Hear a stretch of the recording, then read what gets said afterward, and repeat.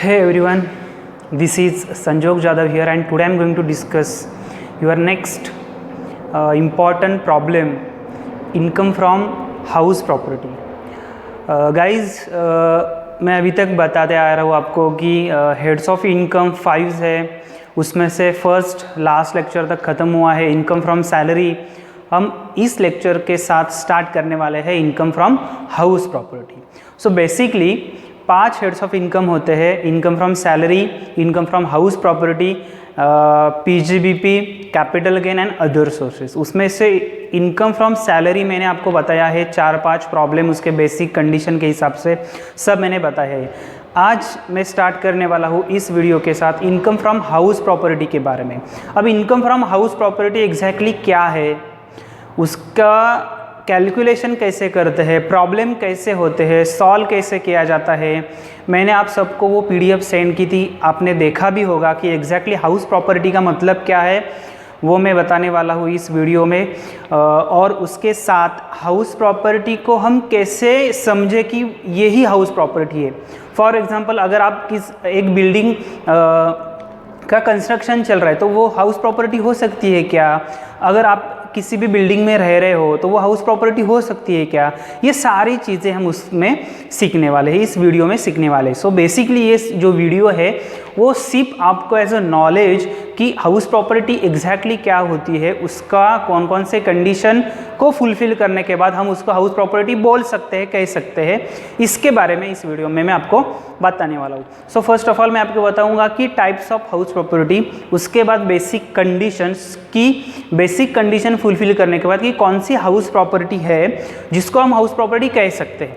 ठीक है, सो ये सब वीडियो में होगा। मैं शॉर्ट में आपको एक एग्जांपल देने वाला हूँ, प्लीज़ आप ध्यान से देखिए। अगर मिस्टर ए है और वो पुणे में रह रहा है, मिस्टर ए पुणे में रह रहा है और उसके 4 हाउस प्रॉपर्टीज़ हैं, उसके 4 घर है। एक घर है पुणे में, दूसरा घर है मुंबई में, तीसरा है हमारे रत्नागिरी में और फोर्थ है कोल्हापुर में। सो ये उसके खुद के है, तो वो पुणे में रह रहा है तो वो बाजू में रख दो। सो 4 में से 3 जो है वो उसके खुद के है, वो उसके बाहर वाले हैं जिस पे वो रह नहीं सकता, वो नहीं रह रहा है, सिर्फ पुणे के हाउस प्रॉपर्टी में और वो रह रहा है। सो पुणे के हाउस प्रॉपर्टी को हम क्या बोलेंगे, वो खुद का है। लेकिन वो जो मुंबई, रत्नागिरी और कोल्हापुर में है वहाँ पे कोई और रह रहा है और उसका टैक्स उसको मिल रहा है, सॉरी रेंट उसको मिल रहा है। आपके भी आप थोड़ा समझिए कि अगर आपकी कोई प्रॉपर्टी है और वो कहीं पे आपको कोई पर्सन आपके यहाँ रेंट पे रह रहा है तो आपको रेंट देता है। सो वो आपकी हाउस प्रॉपर्टी है लेकिन किसी और के लिए वो रेंट है, वो आपको पैसे देते हैं, सो वो आपको वो रेंट आएगा। सो वैसे ही मिस्टर ए की 4 प्रॉपर्टीज़ है, 4 में से एक प्रॉपर्टी में वो रहता है और 3 प्रॉपर्टी में उसको रेंट मिलता है। तो उसके हिसाब से वो जो 3 प्रॉपर्टी है सो वो हाउस प्रॉपर्टी हो सकती है क्या? सो वही हम सीखने वाले हैं इस प्रॉब्लम में। ये जस्ट एग्जाम्पल था आपको एक्सप्लेन करने के लिए। Is clear? सो प्लीज़ अभी स्क्रीन के ऊपर एक प्रॉब्लम आ जाएगा, सॉरी कंडीशंस आ जाएगी, उसके बारे में मैं आपको बताऊंगा। और इसकी जो बाकी के प्रॉब्लम्स है, इसको प्रॉब्लम कैसे सॉल्व किया जाता है, कैसे होता है, ये मैं आपको बाद में बताऊंगा अगले वीडियो में। ठीक है, सो सिर्फ इस वीडियो में क्या आएगा कि हाउस प्रॉपर्टी के सेक्शंस, चार्जिंग सेक्शन कौन सा है, कौन सी कंडीशन को फुलफिल करने के बाद हाउस प्रॉपर्टी हम उसको कह सकते हैं, और types of house property. First type होती है late out property. Let out का मतलब होता है रेंटेड। दूसरा है सेल्फ ऑक्यूपाइड, जहाँ पे आप खुद रह रहे हो, और तीसरी होती है deemed to be let out. ठीक है, सो इस 3 जो भी हाउस प्रॉपर्टी के टाइप्स है उसके बारे में इस वीडियो में हम चर्चा करने वाले। ठीक है, सो प्लीज़ वीडियो एंड तक देखिए और समझिए कि इस प्रॉब्लम में, इस वीडियो में क्या है, और प्लीज़ ढेर सारा प्यार देते रहिए। सो हम स्टार्ट करते हैं income from house property. First point, types of property.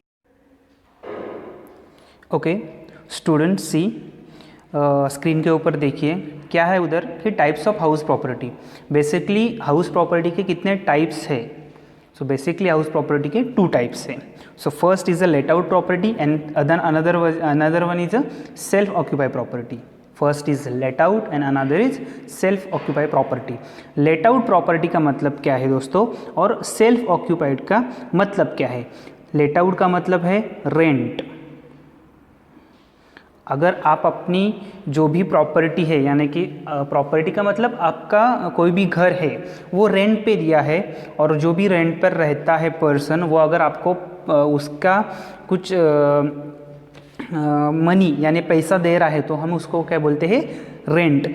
अगर आपकी कोई भी प्रॉपर्टी रेंटेड है, रेंट का मतलब आपको पता है, रेंटेड है, तो उसको बोला जाता है लेट आउट प्रॉपर्टी, और वो ऑलवेज टैक्सेबल होती है, उसके ऊपर टैक्स सबको भरना ही है। आई बात समझ में? टाइप्स ऑफ हाउस प्रॉपर्टी में फर्स्ट है लेट आउट प्रॉपर्टी, उसका मतलब है रेंट, रेंटेबल, सो ऑलवेज टैक्सेबल होती है। और दूसरी है सेल्फ ऑक्यूपाइड। सेल्फ ऑक्यूपाइड का मतलब क्या है कि आप खुद की ओन, आप खुद की, जो खुद की है, जहाँ पे आप रह रहे हो, वो उसको बोला जाता है सेल्फ ऑक्यूपाइड प्रॉपर्टी। आई बात समझ में? टाइप्स ऑफ हाउस प्रॉपर्टी के 2 types, let out property, always taxable, rentable कह सकते हो उसको, और सेल्फ ऑक्यूपाइड कौन सी है, ओन, जहाँ पे आप रह रहे हो, उसको बोला जाता है सेल्फ ऑक्यूपाइड प्रॉपर्टी। अब उसके बाद क्या है, देखो नीचे, सेल्फ ऑक्यूपाइड के 2 टाइप्स होते हैं, एक होता है रेजिडेंस, सेकेंड होता है बिजनेस और प्रोफेशन। रेजिडेंट का मतलब क्या है, उसके भी 2 टाइप है, और बिजनेस और प्रोफेशन नॉट टैक्सेबल में आता है। अगर आप कोई भी सेल्फ ऑक्यूपाइड है, यानी कि एक आपका एक घर है, वहाँ पे आप बिजनेस भी कर रहे हो और आप रह रहे भी हो, तो उसके ऊपर टैक्स लगेगा नहीं, तो उसको बोला जाता है बिजनेस और प्रोफेशन, तो उसको वो टैक्सेबल में नहीं आता, ठीक है। लेकिन अगर आप रेजिडेंस हो, देन उसके 2 टाइप्स, अगेन 2 टाइप्स रेजिडेंट के। एक है रेजिडेंट का फर्स्ट टाइप है, अगर रेजिडेंट की, हाँ यहाँ पे थोड़ा ट्रैप है दोस्तों, आप ध्यान से देखिए, यहाँ पे क्या मैंने बताया था, let out property always taxable, rentable कहते हैं। सेल्फ ऑक्यूपाइड का मतलब क्या है, ओन, और उसके 2 टाइप, रेजिडेंट और बिजनेस और प्रोफेशन। बिजनेस और प्रोफेशन टैक्सेबल में नहीं जाती, लेकिन रेजिडेंट टैक्सेबल में जाती है। कौन सी? तो देखियो, अगर आपकी सेल्फ ऑक्यूपाइड प्रॉपर्टी है, अगर एक सेल्फ ऑक्यूपाइड प्रॉपर्टी है, एक, क्या बोला मैंने, अगर आपकी सेल्फ ऑक्यूपाइड प्रॉपर्टी यानी कि आपका एक घर, एक हाउस प्रॉपर्टी, एक घर एक है, तो वो एग्जम्प्ट होगा। क्या होगा? वो एग्जम्प्ट होगा। आई बात समझ में? अगर 2 हाउस है, 2 हाउस प्रॉपर्टी, अगर आपके 2 हाउस है, यानी कि 2 हाउस प्रॉपर्टी, एसओपी का मतलब क्या है, सेल्फ ऑक्यूपाइड प्रॉपर्टी। अगर आपके 2 हाउसेस है, ठीक है, सो उसको क्या बोला जाता है, 2 हाउस प्रॉपर्टी को बोला जाता है कि वो किसी भी तरह आपको एग्जम्पशन पूरा का पूरा नहीं मिलेगा। अब 2 टाइप्स हैं, मैं फिर से आपको बताऊंगा। हाउस प्रॉपर्टी के 2 types, let out property always taxable, self occupy के कितने हैं, 2। लेट आउट का मतलब रेंटेबल, सेल्फ ऑक्यूपाई का मतलब आप खुद रह रहे हो। रेजिडेंस में क्या बताया है कि अगर आप रेजिडेंट हो तो उसके लिए 2 टाइप्स है। अगर आप बिजनेस प्रोफेशन में जा रहे हो सेल्फ ऑक्यूपाई के, तो वो नॉट टैक्सेबल में आता है। हमें सिर्फ याद रखना है कि अगर रेजिडेंट हो, अगर आपका एक घर हो, तो वो एक घर पूरा फुल्ली टैक्सेबल में जाता है, सॉरी फुल्ली एग्जम्प्ट में जाता है, ठीक है, उसके ऊपर आपको कुछ टैक्स भरना ही नहीं। लेकिन आपके 2 हाउसेस है, 2 हाउस प्रॉपर्टी है, तो उसमें से एक को एग्जम्पशन मिलने वाला है, जैसे कि ऊपर देखा मैंने अपने, एक को आपको एग्जम्पशन मिलने वाला है, लेकिन जो भी अनादर वाली है, यहाँ पे देखो बताया हुआ है, जो अनादर है ये, इसके ऊपर क्या लगेगा, आपको टैक्स लगेगा। आई बात समझ में? इसके ऊपर क्या लगेगा, टैक्स लगेगा। इसके ऊपर आपको एग्जम्पशन मिलेगा, इसका कोई प्रॉब्लम नहीं है। बात समझ में आई कि उन्होंने क्या बताया है कि ये देखो, हाउस प्रॉपर्टी के 2 types, let out property always taxable, self occupy property खुद की होती है, ये तो फुल्ली टैक्सेबल है। सेल्फ ऑक्यूपाई का दूसरा पॉइंट है बिजनेस और प्रोफेशन नॉट टैक्सेबल, उसके ऊपर टैक्स लगेगा नहीं। उसके बाद रेजिडेंस में अगर 1 प्रॉपर्टी है आपकी, तो वो फुल्ली एग्जम्प्ट। 2 प्रॉपर्टी है और 2 में से एक को एग्जम्पशन मिलेगा, लेकिन दूसरी होगी उसके लिए एग्जम्पशन नहीं मिलेगा, वो टैक्सेबल में जाएगी, और उसको बोला जाता है deemed to be let out. क्या बोला जाता है उसको, deemed to be let out, उसके ऊपर टैक्स लगेगा। बात समझ में आई कि क्या बताया है इधर, कि अगर आप रेजिडेंट हो, अगर आपकी हाउस प्रॉपर्टी एक हाउस प्रॉपर्टी है तो एक हाउस प्रॉपर्टी के ऊपर टैक्स नहीं लगेगा, लेकिन आपकी 2 हाउस प्रॉपर्टी है तो 2 में से एक के ऊपर ज़रूर लगेगा, ठीक है। और वो 2 हाउस प्रॉपर्टी में से एक को लगेगा, वो उस एक प्रॉपर्टी को बोला जाता है deemed to be let out. आई बात समझ में? ओके, सो नेक्स्ट पॉइंट है हमारा दोस्तों कि किस हाउस प्रॉपर्टी, तो हमने देखा कि इसके ऊपर टैक्स लगेगा, कौन कौन से टाइप से हाउस प्रॉपर्टी के, लेकिन मुझे क्या आपको बताना है कि एग्जैक्टली हाउस प्रॉपर्टी कौन सी है, ये हम कैसे अंडरस्टैंड करें और कौन से कंडीशन के ऊपर हाउस प्रॉपर्टी के लिए टैक्स लगता है। आई बात समझ में? सो नेक्स्ट पॉइंट है income under the head house property. Income under the head house property section 22, ये हमारा चार्जिंग सेक्शन है। चार्जिंग सेक्शन का मतलब क्या है, ये जस्ट आपको नॉलेज के लिए मैं बता रहा हूँ कि चार्जिंग सेक्शन का मतलब है कि कौन से कंडीशन के ऊपर आपको टैक्स लगेगा हाउस प्रॉपर्टी में, कौन से बेसिक कंडीशन आप फुलफिल करेंगे तब आप इनकम अंडर द हेड में पार्टिसिपेट करेंगे और उसके ऊपर टैक्स लगेगा। आई बात समझ में? सो देखिए क्या वहाँ पे दिया है कि income is a taxable under the head house property if following 2 conditions are satisfied. अगर आप हाउस प्रॉपर्टी सीख रहे हो तो उसका इनकम कैलकुलेट करना है तो वो नीचे दिए गए 2 कंडीशंस एटलीस्ट फुलफिल करना बहुत ज़रूरी है। सो फर्स्ट ऑफ ऑल यहाँ पे एक बहुत इम्पॉर्टेंट वर्ड होता है इनकम। सो हम इनकम को कहीं पर भी यूज़ करते हैं, लेकिन हाउस प्रॉपर्टी में हम इनकम को क्या बोलेंगे? Annual value. देखो गाइस, यहाँ पे मैंने बताया है कि इनकम को हम क्या बोलेंगे? Annual value. ये हमेशा आपको याद रखना ही पड़ेगा। इनकम को हम क्या बोल रहे हैं? Annual value. Is it clear? अब हम आएंगे कंडीशंस के ऊपर, ठीक है। अब देखो कि क्या कंडीशन दी हुई है उन्होंने। One of the first condition क्या है? There shall be house property. There shall be house property. जो भी हो वो हाउस प्रॉपर्टी होना बहुत ज़रूरी है। हाउस प्रॉपर्टी होना बहुत ज़रूरी। अब क्यों हाउस प्रॉपर्टी होना बहुत ज़रूरी है? हाउस प्रॉपर्टी होना बहुत ज़रूरी क्यों है? देखो अब उन्होंने क्या बताया है कि shall be house property. There shall be house property. So house property कौन सी भी हो सकती है क्या? आप कहीं पर भी खड़े रहो, ये हमारी हाउस प्रॉपर्टी है। किसी गोडाउन में जाओ, ये हमारी हाउस प्रॉपर्टी है। ऐसी हाउस प्रॉपर्टी हो सकती है क्या? सो नहीं। उन्होंने क्या क्या कंडीशन दी है? First building. ये देखो क्या कंडीशन है? पहली बिल्डिंग। हाउस प्रॉपर्टी हम किसको बोलेंगे? अगर आपकी बिल्डिंग है तो हम बिल्डिंग को क्या बोलेंगे? हाउस प्रॉपर्टी हम बोलेंगे। डन? ओके। उसके बाद लैंड अपर्टेनेंट देयर टू। लैंड अपर्टेनेंट का मतलब है कि आपके घर में, आपका जो घर है उस घर को कुछ, सपोज टेरेस है, घर में टेरेस है, तो वो घर में जो टेरेस है, घर के ऊपर जो हमारा टेरेस है, उसको भी हम हाउस प्रॉपर्टी को कैलकुलेट करेंगे। सो लैंड अपर्टेनेंट का मतलब है कि आपका घर है और घर के बाजू में अगर कोई आपका बगीचा है, या उसको क्या बोलते थे हम, अगर कोई छोटा सा आप प्लांटेशन करते हैं, उस एरिया को भी हम क्या बोलेंगे? लैंड अपर्टेनेंट। तो लैंड अपर्टेनेंट का मतलब क्या है कि हाउस प्रॉपर्टी को कनेक्ट कौन सी अगर प्लेस होती है तो हम उसको बोला जाता है लैंड अपर्टेनेंट। इसके लिए मैं एग्जांपल देता हूँ। हम लोग देखो, अगर हम कहीं पर भी बैठे होते हैं, अगर घर पे हो और किसी फ्रेंड ने फ़ोन किया तो हम कॉल पे बात करते करते वक्त हम टेरेस के ऊपर गए और उसने पूछा कि कहाँ हो, तो तुम थोड़ी ना बोलते कि मैं टेरेस के ऊपर हूँ, तो आप क्या बोलते हैं? मैं घर पे हूँ। या किसी ने भी बोला आप गैलरी में घूम रहे हो, ठीक है, तो गैलरी में घूम रहे हो तो, लेकिन आप किसी को बोलेंगे कि मैं घर पे हूँ।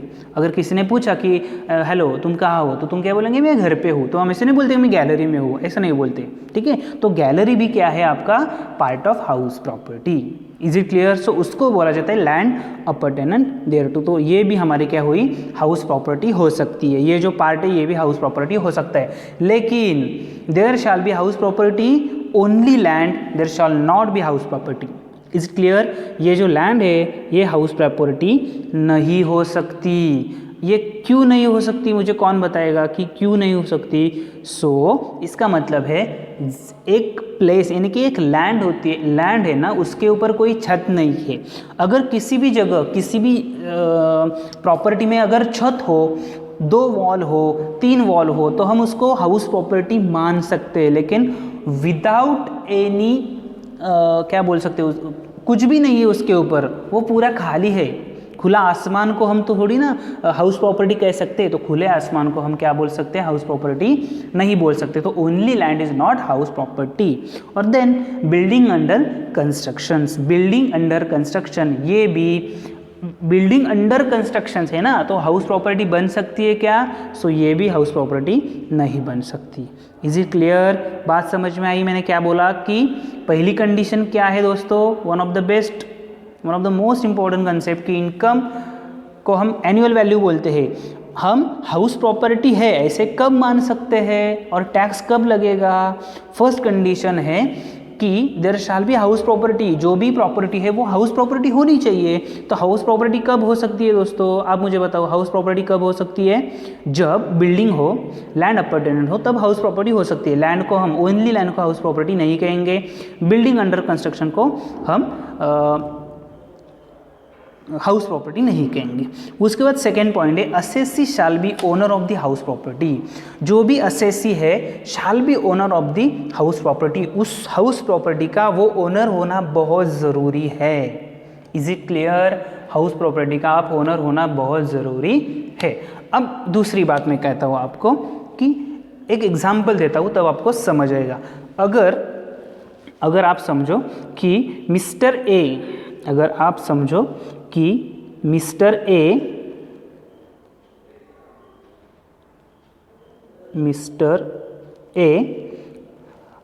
उसका एक घर है, सपोज एक उसका घर है, ठीक है। तो इस घर में वो रह रहा है, इस घर में वो खुद रह रहा है, तो उसको क्या बोलेंगे हम? सेल्फ ऑक्यूपाइड प्रॉपर्टी, एसओपी बोलेंगे। Okay done. इसको क्या हम बोलेंगे? Self occupied property. लेकिन अगर हम उसको क्या बोलेंगे? मिस्टर ए ओन, खुद का घर है, तो हम उसको क्या बोलेंगे? Self occupied. पर अब आप मुझे बताइए कि अगर मिस्टर बी के 2 हाउसेस है, हम उसको बोलेंगे 2 हाउसेस, सॉरी मुझे घर थोड़ा मेरी हैंड राइटिंग अच्छी नहीं है, ठीक है। सो हम उसको घर बोलेंगे, ये घर है, ठीक है, ये एक और घर है, ठीक है। अगर ये 2 घर है मिस्टर बी के, ये दोनों घर है। अब मुझे बताइए ये दोनों घर में से उसको दोनों के लिए टैक्स भरना पड़ेगा क्या? नहीं। अगर किसी भी पर्सन के 2 घर है तो हम इसको बोलेंगे deemed to be let out property, DLP, deemed to be let out property, deemed to be let out property. और हम इसको बोलेंगे SOP, सेल्फ ऑक्यूपाइड प्रॉपर्टी। आई बात समझ में? अगर किसी भी पर्सन के 2 हाउसेस है तो ये जो SOP होगी वो नॉट टैक्सेबल में जाएगी। SOP कहाँ जाएंगी? नॉट टैक्सेबल में जाएगी। SOP कहाँ जाएगी? नॉट टैक्सेबल, इसके ऊपर टैक्स नहीं लगेगा, नॉट टैक्सेबल। और इसको ऊपर क्या लगेगा? टैक्स। बात समझ में आई? इसके ऊपर क्या लगेगा? टैक्स लगेगा। Okay done. बात समझ में आई कि मेरे को क्या बोलना है, आपको क्या बताना है? बात समझ में आई? अब आपको यहाँ पे ध्यान देना है कि शाल बी हाउस प्रॉपर्टी कब हो सकती है? जब बिल्डिंग हो, लैंड अपार्टमेंट हो, दे ओनली लैंड और बिल्डिंग कंस्ट्रक्शन। ये लास्ट वाले जो 2 पॉइंट्स है उसके ऊपर टैक्स या ये वो हाउस प्रॉपर्टी नहीं हो सकती। ये पहले वाले 2 हैं वो हाउस प्रॉपर्टी है। सो बात समझ में? फिर से आपको बताऊँगा कि आपको एग्जैक्टली याद क्या रखना है। First types of house property के 2 टाइप्स होते हैं। एक लेट आउट प्रॉपर्टी, मतलब आप अगर रेंट पे रह रहे हो तो उसको बोला जाता है लेट आउट, वो फुल्ली टैक्सेबल होती है। उसके बाद सेल्फ ऑक्यूपाई दूसरा पॉइंट है, दूसरा टाइप है। सेल्फ ऑक्यूपाई में 2 टाइप्स होते हैं, एक रेजिडेंस और दूसरा होता है बिजनेस और प्रोफेशन। बिजनेस और प्रोफेशन नॉट टैक्सेबल।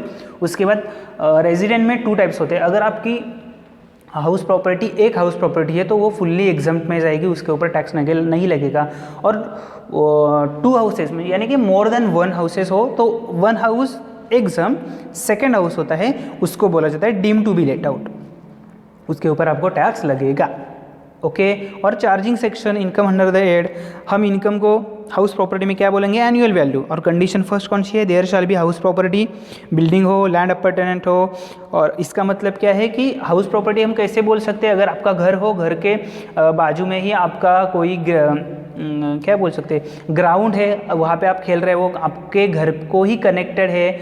अगर आपकी पार्किंग है तो पार्किंग को भी हम क्या बोल सकते हैं, बिल्डिंग, यानी कि हम हाउस प्रॉपर्टी बोल सकते हैं। लेकिन हम खुले आसमान को, लैंड को, ओनली लैंड को हम प्रॉपर्टी नहीं बोल सकते, या अंडर कंस्ट्रक्शन बिल्डिंग को हम प्रॉपर्टी नहीं बोल सकते। Is it clear. और दूसरा पॉइंट है SSC shall be owner of the property. वो जो एसएससी होता है, वो जो टैक्स भरने वाला पर्सन होता है, वो खुद उस प्रॉपर्टी का मालिक होना बहुत ज़रूरी है। ठीक है, सो प्लीज़ आप अंडरस्टैंड कीजिए, ये सिर्फ एक लेक्चर आपके लिए था कि आप समझो कि हाउस प्रॉपर्टी के टाइप्स क्या है, कौन कौन सी हाउस प्रॉपर्टी होती है, और हाउस प्रॉपर्टी हम कैसे समझे कि एग्जैक्टली हाँ ये कंडीशन है तो ये कंडीशन फुलफिल की तो ये उसको हम हाउस प्रॉपर्टी बोल सकते हैं। इस वीडियो का पर्पज़ यही है कि हम क्या करने वाले हैं कि आप ये समझो कि हाउस प्रॉपर्टी का इनकम हम कैसे कैलकुलेट करेंगे और कौन सी हाउस प्रॉपर्टी एग्जैक्टली हम फुलफिल करेंगे कंडीशन के हिसाब से, तो उसको ही बोला जाता है income from house property. Okay, so please आप फिर से देखिए, नोट डाउन करके लीजिए, तभी आपको बहुत अच्छे से समझ आएगा। सो प्लीज़ नोट डाउन कीजिए। ओके, सो आई होप आपको ये वीडियो पसंद आई होगी। टाइप्स ऑफ प्रॉपर्टी और उसके कंडीशंस के बारे में मैंने सब कुछ बताया है इस वीडियो में। सो प्लीज़ ध्यान से देखिए, स्टार्टिंग से एंड तक देखिए, तब आपको समझ आएगा कि एग्जैक्टली हाउस प्रॉपर्टी क्या है। और उसके बाद मैं आपको बताऊंगा कि एग्जैक्टली प्रॉब्लम हमको कैसे सॉल्व करने हैं। एग्जाम के लिए सिर्फ आपको प्रॉब्लम इसमें पूछ सकते हैं, ठीक है। सो प्रॉब्लम के हिसाब से मैं आपको बताऊंगा कि प्रॉब्लम कौन से टाइप्स के होते हैं मुंबई यूनिवर्सिटी के और as well as Pune university के, ठीक है। सो आप ये वीडियो देखिए, आपको समझ आएगा, और सिर्फ ये अंडरस्टैंडिंग लेवल के लिए एज पर योर नॉलेज ये वीडियो बनाई गई है, ठीक है। सो प्लीज़ अभी तक आप मेरे चैनल को सब्सक्राइब नहीं किया है तो प्लीज़ मेरे चैनल को सब्सक्राइब कीजिए, ताकि मैं आपके लिए बहुत सारी वीडियोज़, इनकम टैक्स के सारे वीडियोज़ लेके आऊँगा और फटाफट आपको उसका बेनिफिट मिलेगा, ठीक है। सो प्लीज़ सब्सक्राइब कीजिए, लाइक कीजिए, कमेंट्स कीजिए, आपके फ्रेंड के साथ शेयर कीजिए। कोई भी डाउट हो मुझे डायरेक्टली पूछिए, आपका जो भी डाउट होगा मैं उसको क्लियर कर दूँगा, ये मेरा वादा है आपसे, ठीक है। So please subscribe. Okay, so thank you everyone, आपने ये पूरी वीडियो देखी है, फिर से देखिए और सारे प्रॉब्लम सॉल्व कीजिए। So thank you very much, good.